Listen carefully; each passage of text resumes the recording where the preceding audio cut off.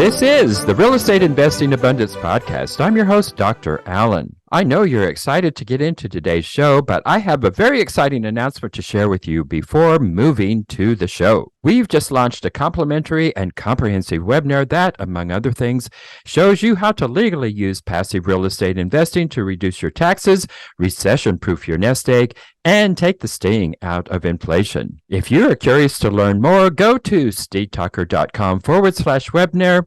It is complimentary and only takes a couple of minutes of your time. Once again, that is stevetalker.com/webinar. I'll see you in the webinar. Enjoy today's show.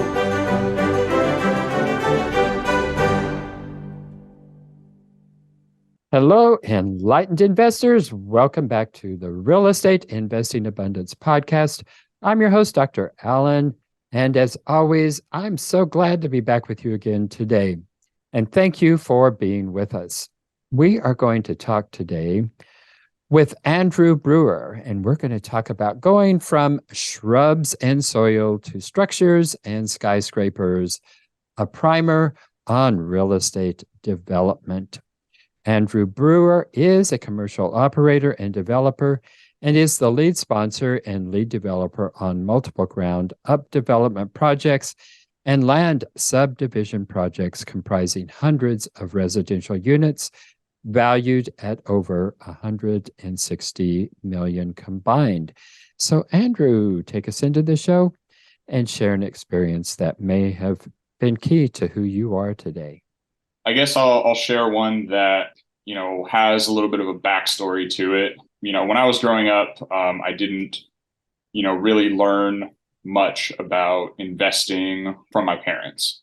They were, they worked jobs and, knew how to save money. And they may have invested, I don't really know, but they never shared it really with me if they did.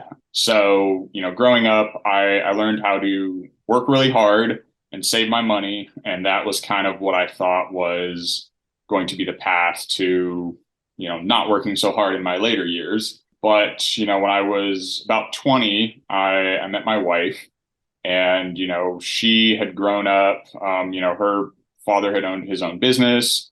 Her parents had invested in real estate, on a small scale. They had bought some single family homes and, kind of understood, I can buy a house or I can buy another house. I can rent it. I can make some income. So she had a better idea about that. And she gave me the book, Investing for Dummies. We had, I was working in a grocery store at the time. When I was in high school, I started working as a butcher when I was 16, and I did that all through high school and college. So at the time I was in college, I was working as a butcher. She was a regular in the store I was working at. And, we had gotten to talking about stuff. And she was like, you need to learn about investing. You need to understand what this is. And I was kind of like, no. Family had been kind of scarred from the 2008 financial crisis. Obviously a lot of investors lost money at that time. My parents were among them. So I was kind of, wary of investing because of that experience, and this was back in, 2013 is, when we're talking about. So, she just showed up one day and was like, you got to read this book, like at least get a little bit of a primer on it. And, I did, I'm, pretty big reader. So I was like, all right, sure. I'll read it. I'll read anything, see, what it's about. And I did. And that kind of started to really shift something in my mind. From there, I went on to books like Rich Dad, Poor Dad, Millionaire Mindset, things of that nature. But it was that first book, Investing with Dummies, that my wife gave me that really kind of kicked off what I think has been a dramatic shift in trajectory in my life. And I think that the fact that I learned how to save money at an early age really helped in that because, I already had money saved at 20 and then I continued to save money as I was learning. So by the time I was ready to really jump in full steam into real estate, I had already saved a good nest egg that allowed me to really, catapult. I didn't find myself in a situation like a lot of people have where, they start learning about investing, but, they're in debt or they have, some other stuff and they got to spend a couple years just getting themselves in a solid financial position to even start, and so I feel like I was kind of able to, skip a few, or I took a few steps before I even knew that I needed to take those steps. Yeah. So hopefully that makes sense. But yeah, getting that first book, Investing for Dummies, from my wife, or from, at the time, my girlfriend, now my wife, was that was kind of one of the biggest moments for me in my life. Yeah. Wow. Well, we all have to start someplace, and you're not alone in not having parents who have a knowledge of investing. In fact, you're in the vast majority of people. Well, let us talk about ground up development. So, there are certainly risks and reward in any investment that you go into. Let's talk about some of those various risks and rewards in ground up development. Definitely. So when it comes to ground up development, as with any investment, there are risks, and it's really the unknowns in development that are the huge risks. There are so many factors that go into a successful project, and so much of it has to do with other people, which I always say the number one risk in ground up development is other people.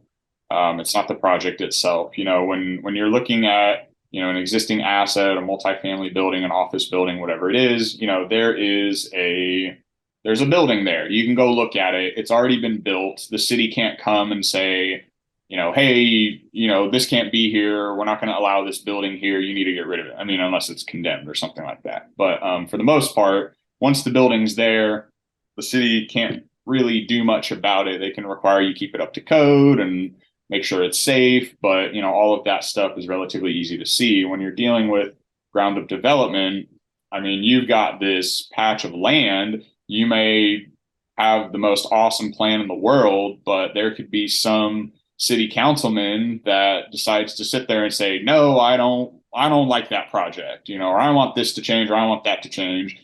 And that guy could go out and mobilize all the people in his district, and they could all come and vote against your project, and then you're dead in the water. So that really is the biggest problem that I see, is other people. Now, there are obviously ways to mitigate that, but I see that as the number one risk. The next thing is just, you don't know everything until you get partway into the project. Even if the city is willing to work with you, there might be some, small things that you're unaware of, or that you couldn't have found out ahead of time. And it can be, it can be really small things. It can be like, oh, because you're, developing plans to build buildings of, this height, your streets have to be 2 feet wider in order to accommodate, a different, fire, or a different size fire truck, or, something like that. And it's always a small, could be like, hey, buildings under 35 feet in height need to have, street width of, say, 24 feet. Buildings over have to have a street width of 26 feet. You're working with your architect, and, they come back with a building that's 35 and a half feet, and you gotta, find out ways around that. There's all these little moving pieces, and juggling that and keeping all of that straight and thinking about all these little minor details, that gets really difficult. You have to be really organized. You have to be very detail oriented to keep track of it all. And you have to have a good team behind you, because when you go into a city meeting, you're going to be sitting there with 10 or 12 people whose only job is to nitpick your project. Like, that's all they do in life, is sit there and nitpick every tiny little detail. And they all have some little specific part of your project that they're just laser focused on, and they're going to find everything. So, if you, don't have your SHIT together and you're not organized, you're going to find yourself in a world of hurt.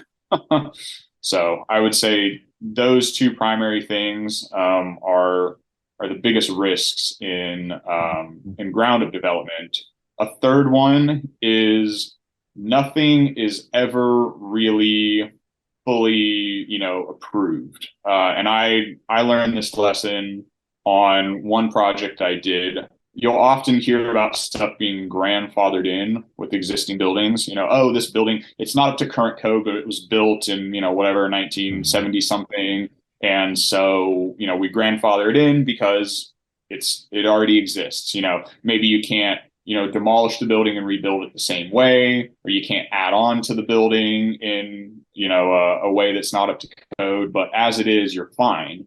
And you can go through your entire entitlement process. You can have stamped plans in your hand that say approved by, city of, county of, whatever, and something could change on a state or federal level, and it'll just completely nullify those plans. You'll have to go back and redo everything. Now, typically that happens in relation to fire, life, and safety. So, some law will change, or, the floodplain maps will change, or the, like disaster areas will change. Something will change on a governmental level, and they'll come back and say, well, this thing happened, or, this change occurred. We consider this to be a fire, life, and safety hazard. Your plan no longer conforms. I know we stamped it approved 6 months ago, but things have now changed. Do it all over again, or, change it so that it now conforms. And that can, really mess you up. If it's something like a floodplain, for instance, say, your property wasn't in a floodplain before, then FEMA goes and changes the maps, which they update their floodplain maps every 10 years or so. And there's a whole process to that. FEMA updates their flood maps, and then they pass that to the counties and the cities, and they update their flood maps. And it's this whole long process, and you might not know where they are in that process. They will probably not disclose to you where they are in that process, and you don't find out about it until later. But, you might find half of your property is now in a floodplain. You can't build there anymore. You may have a beautiful approved set of plans, and they say suddenly, well, now you can't build these 3 buildings because they're no longer, or they're in the floodplain now. Or you have to do some crazy kind of mitigation. You have to elevate them 12 inches or, something like that, which just throws a wrench in your works. Again, goes back to other people, right? Other people are going to be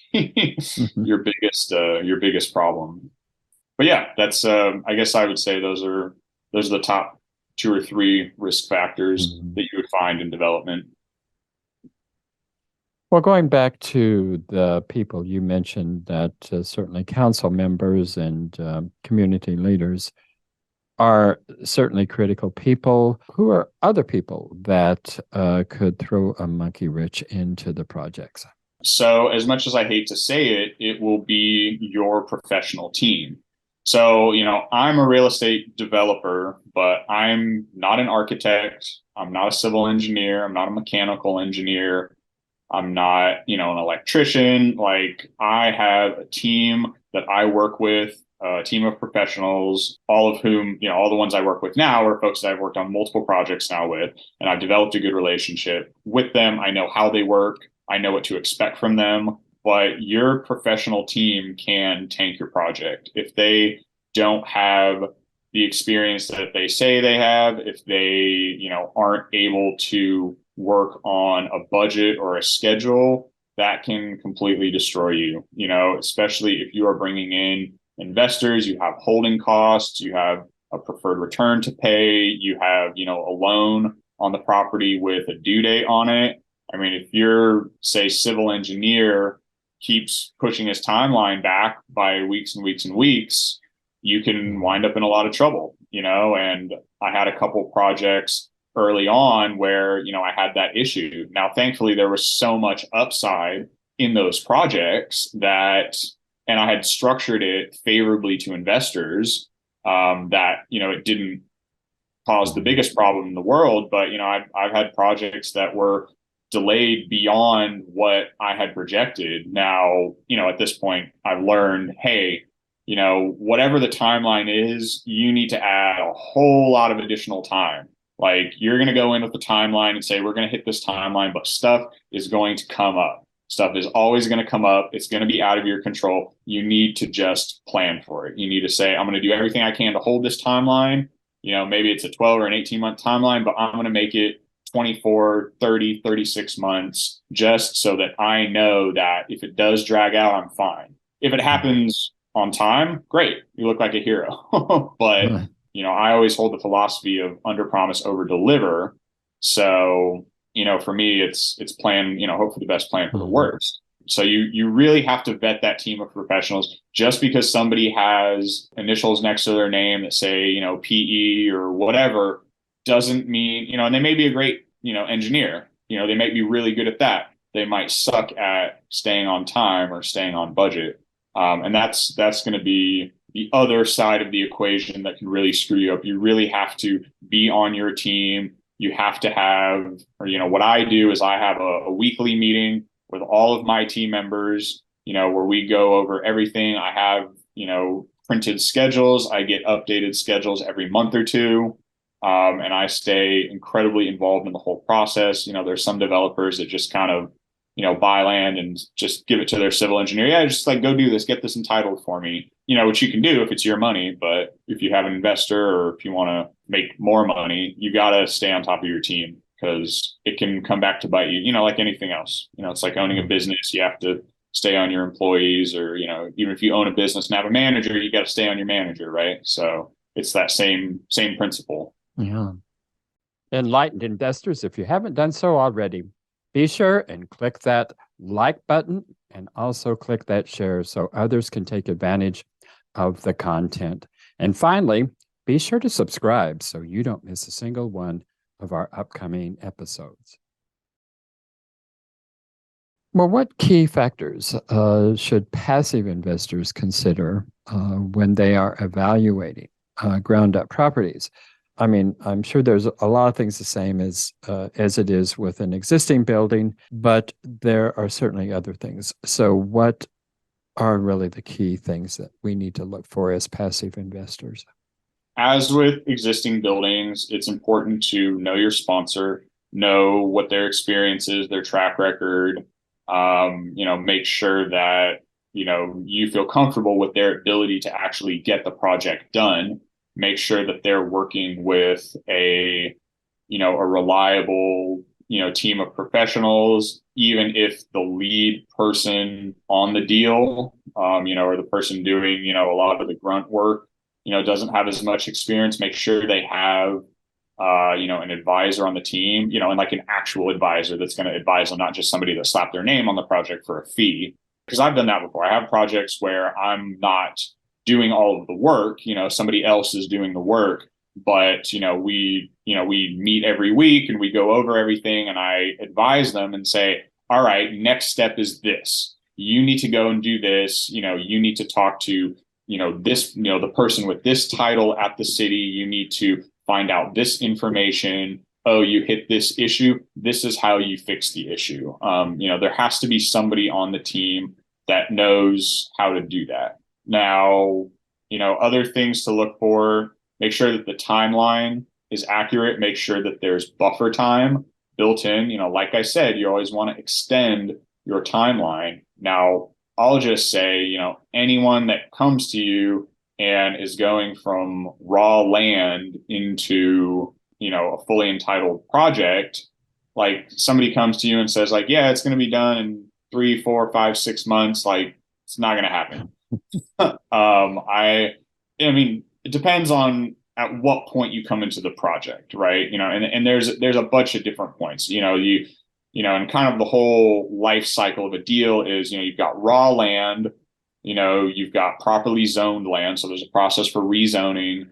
Rezoning, could take anywhere from a couple months to 12 months or even longer. It's generally going to take longer well, that's not really true.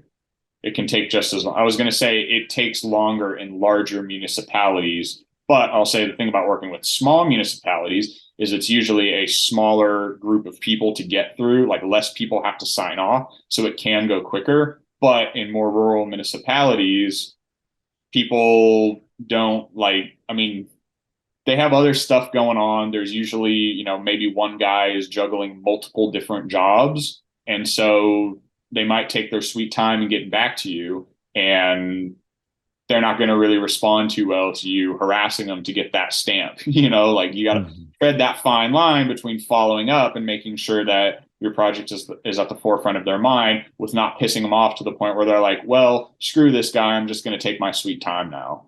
So, rezoning, 2 months to 12 months, usually on the longer side of that. You've got your design development phase. I mean, that can be 6 months. You've got your construction drawings, that can be 6 months. You've got, reviews and approvals, that can be another 6 months. So any of the deals I do, and granted, I do larger deals, most of my deals are, hundreds of lots or hundreds of units, nothing less than 18 months. I think even 12 months is extremely aggressive. Most of my projects are scheduled on about 12 months, but I mean, stuff happens and stuff takes longer. Maybe the city throws you a little bit of a curveball and you have to do some redesign. You want to have time built into that. So be aware of aggressive timeline, or by aggressive, I mean short timelines. Make sure that there's at least one experienced person on the team that, can get the project through. And that experienced person, you got to dive into it a little bit and see what somebody's role in other projects have been. There's a lot of people that, say, oh, I own, whatever, 10,000 doors. And, they may own a part of 10,000 doors as a GP in some way, but that doesn't mean that they can necessarily asset manage a building or raise capital or go through the acquisitions process. You need to know, what did this person do in each of the deals where they're a GP? If somebody says, hey, I own 10,000 doors, I'm the asset manager for the entire portfolio. Hey, great. That person's probably a great asset manager. I probably wouldn't go to them to raise capital. I would go to them as asset manager. And same thing with development. Just because somebody, say, raised capital for a development doesn't mean that they can go and, talk the talk with the city and get the project through. So be careful of that. And then, team, aggressive timelines, budget, stuff costs more than people think it does. I get a lot of people that come to me, and they're like, yeah, I'm going to, develop this thing. It's going to cost us $100,000 to do all the entitlements, and I see budgets like that. And I'm like, I don't think that's going to hold. Your civil engineering alone could be 50 to 250,000. Your architecture could be, anywhere from, 50 to 250,000. City fees are going to be hundreds of thousands of dollars. This stuff costs a lot of money. And a lot of that, in my experience, comes from not knowing exactly what needs to be done and what needs to be included. So I get a lot of inexperienced developers that come to me and they have this budget. And, the people that have really tried to do their homework will have like an invoice or something from an architect or civil engineer that I can actually look at. And I point out okay, this architect says that he's going to do all the plans for 10 grand. That's awesome. But he's not including, HVAC or mechanical drawings. He's not including structural engineering. He's not even including construction plans. He's only saying that he'll, sketch out and design, so it's that's going to be a whole other set of costs. So, on civil engineering, the civil engineer can lay the project out. They can do, the flood calculations and all that. But did they include landscaping? Did they include pool design? Did they include site lighting and amenity development? There's all of these other things that generally fall under, or that I have fall under the scope of civil engineering. And you got to make sure that they've accounted for all of that and they've given you a quote for all of that. Because if not, I mean, you don't want to get into a project and have raised, $100,000 and think you're good and find out it's going to cost 300 now. Then you're in a lot of trouble. So just, make sure that the developer has properly accounted for everything. Anyone that comes in, with a low budget, and by low budget, I mean, 100,000 or so, depending on the size of the project, that's probably too low. Another thing is if you go to, the smaller, cheaper firms, they're going to be cheaper, but they're going to take a lot longer. And I made that mistake on an earlier project. I went with a small local civil engineer who was a good engineer, but he was a one-man operation. He had 5 or 6 projects going, and he couldn't devote the time needed to my project to get it done on time. Now, he did a fine job. There were no issues with getting the project approved or getting, the construction documents. He did a fine job there, but, the timeline just kept getting longer. It was a week. It was another 2 week delay. It was another week delay. And I mean, he's a one man operation, and like that's what happens when you've got one guy. He can only do so much, and he might not make enough money to hire somebody else, and it is kind of going to be what it is. And once you get far enough down the road in a development project and you're dealing with, an architect, a civil engineer, a structural engineer, anyone that has to design things that, if designed improperly, could kill people, no other engineer or architect is going to come in and put their stamp on somebody else's drawings. They're going to want to do it completely from scratch. So if you get into a project and you're, 60% of the way done and your civil engineer is taking too long, well, you got to make that tough call of, do I stick it out with this guy or do I go get a new one, knowing that getting a new one is going to take me back to zero and I'm going to have to completely start over. And if you're on a timeline, that's a tough spot to be in, right? Wow.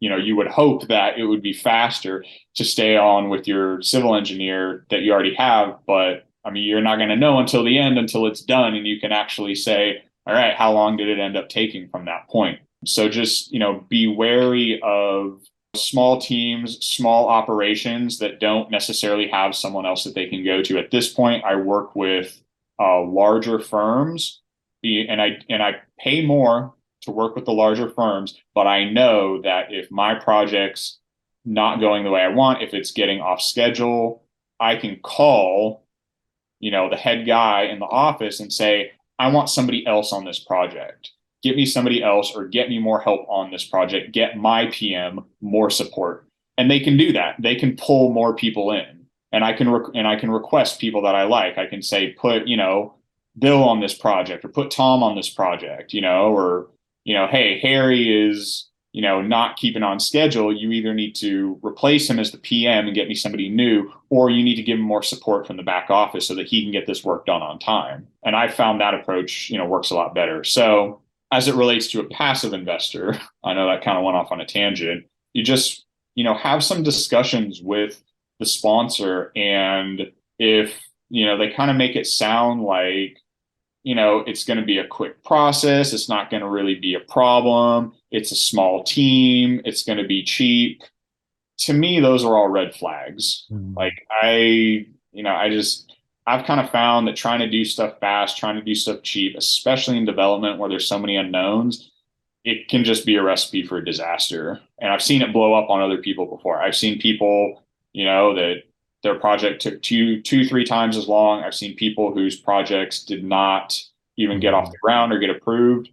And the other thing I would say to passive investors is make sure that the sponsor team has done their due diligence on the piece of land beforehand. Because I've seen far too many people buy a piece of land and say, we're going to do this thing, we're going to build this thing, and they haven't even talked to the city about it. And they don't even know what the city's going to allow them to do.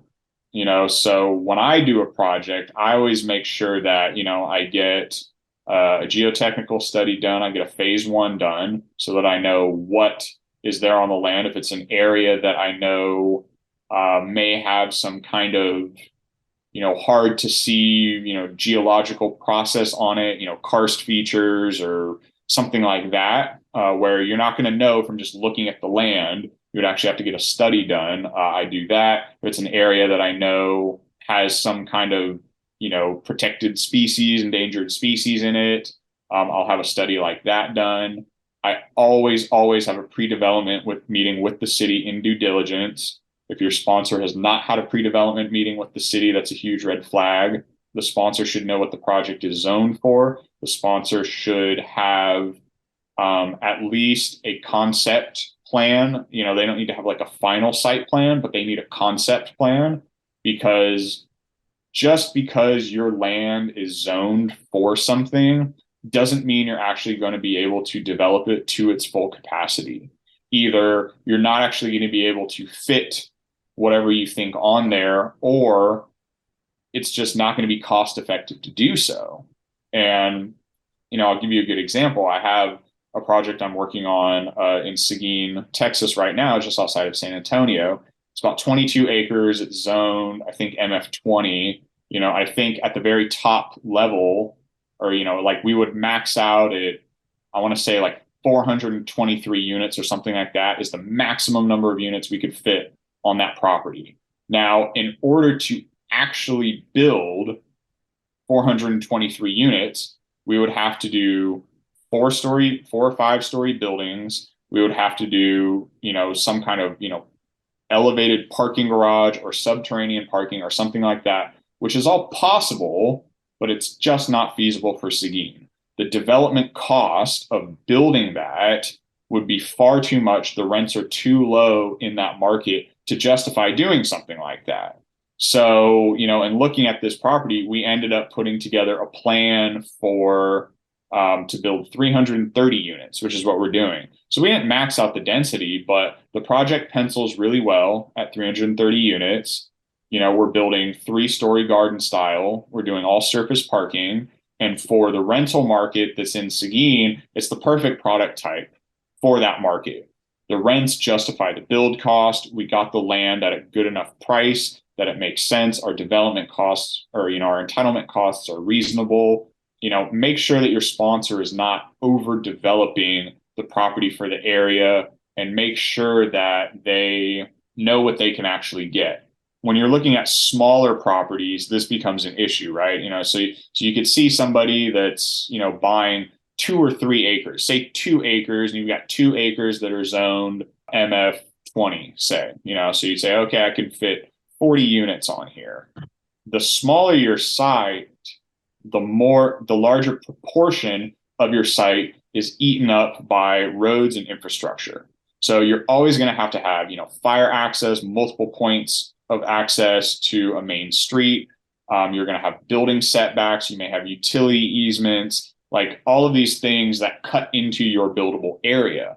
Now, on a larger site, you can fit like more houses or buildings next to each other along one road. On a small site, your proportion of roads could be, 30, 40, 50% of your site. Whereas on a larger site, it might be 20 to 25%. That's all buildable area that you lose. So, on a large site like our site in Seguin, we're able to fit a lot of units on there because it's 22 acres. A 2-acre site with the same zoning, we might not be able to get close to that same number of units because we have roads, we have fire hydrants, we have, maybe there's a utility easement somewhere. We have to think about drainage, detention ponds, like all of these kinds of things, which are going to be there regardless of how big your development is, So once you, take out a bunch of space for roads, detention, and utilities, well, how much left do you really have to build with? And is the project still feasible? So having a good concept site plan and knowing exactly what's on it that you as a sponsor can look at and say, okay, this makes sense. And then making sure the underwriting matches to that unit density, that's a good way to also vet the project. If your sponsor doesn't have that and they're just saying, yeah, we got this land under contract, it's zoned for this, we got 10 acres under contract and it's zoned MF20. So we're going to build 200 units. To me, that's a red flag. It's like, maybe you can get 200 units, but I don't know. And if you underwrite it saying we're going to get 200 units, go through the entitlement process, and you can only get 160, that probably kills your deal. And that puts you as the passive investor's money at risk.